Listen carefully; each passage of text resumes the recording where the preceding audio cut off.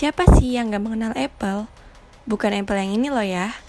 Apple yang dimaksud adalah perusahaan dengan logo Apple tergigit. Mungkin kamu sudah pada tahu kalau perusahaan tersebut menempati urutan pertama sebagai perusahaan teknologi nomor 1 di dunia dan juga sebagai peringkat ke-11 perusahaan terbesar di dunia secara keseluruhan. Wah, hebat ya.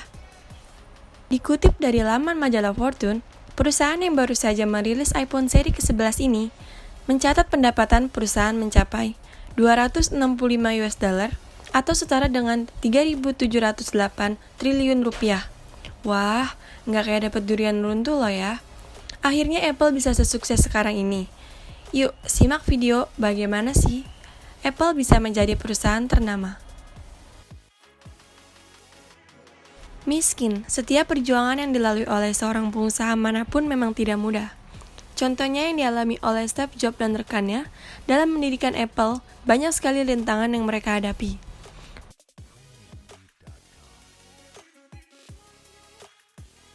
Menurut sejarah nih, Apple Inc. pertama kali didirikan pada tanggal 1 April 1976.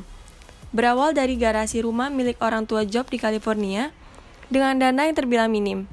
Mereka hanya bermodalkan uang dari penjualan seperti kalkulator dan mobil milik pribadi. Anak muda berusia 20-an tahun ini juga mengandalkan nekat dan inovasi melalui komputer pertama bernama Apple One. Hingga pada akhirnya, tahun 1980, Apple berhasil mendapat keuntungan yang sangat besar atas penjualan komputer Apple I dan II.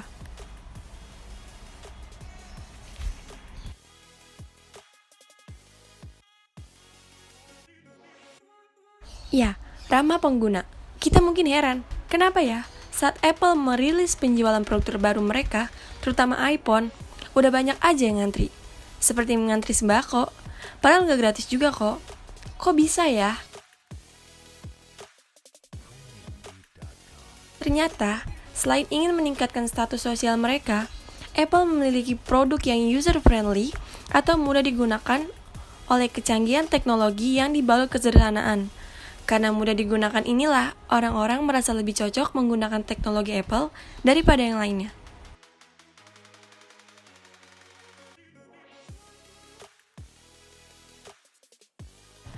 Strategi marketing. Apple tahu, kadang bukan hanya kebutuhan yang menggerakkan orang untuk membeli.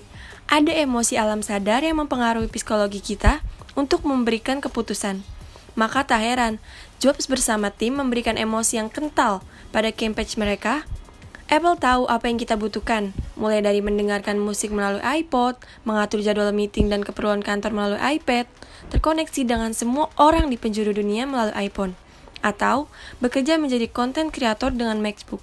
Bahkan, iklan televisi, majalah, ataupun digital campaign yang mereka selalu terkandung emosi yang kuat di dalamnya. Salah satunya ternyata pada campaign yang bertemakan Think Different pada tahun 97. Makanya, orang gak sedikit yang tergiur untuk membelinya.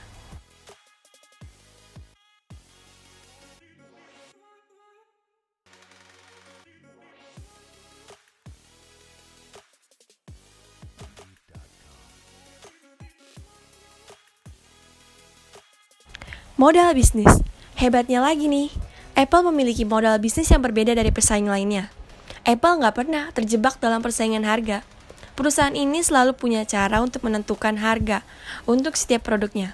Mereka lebih berfokus untuk mengembangkan nilai keunikan produknya agar bisa dinikmati semua kalangan, mulai dari pekerja hingga pelajar. Makanya nggak heran kalau Apple memiliki komunitasnya sendiri hingga saat ini.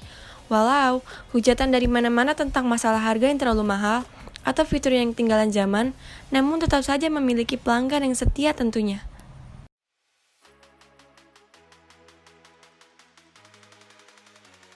Disiplin riset. Gak cuma jurnal atau skripsi aja ya yang perlu riset. Perusahaan sekelas Apple juga memiliki disiplin riset.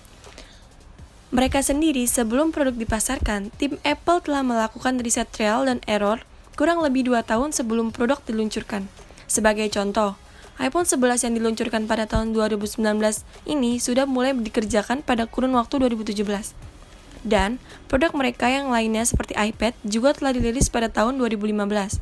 Proses pengerjaan dilakukan pada 2 tahun sebelumnya dengan kurun waktu yang cukup lama. Apple sangat memperhatikan sisi desain software, komponen, dan lain sebagainya pada setiap produknya. Makanya nggak heran, produk tersebut selalu digandrungi anak muda hingga dewasa.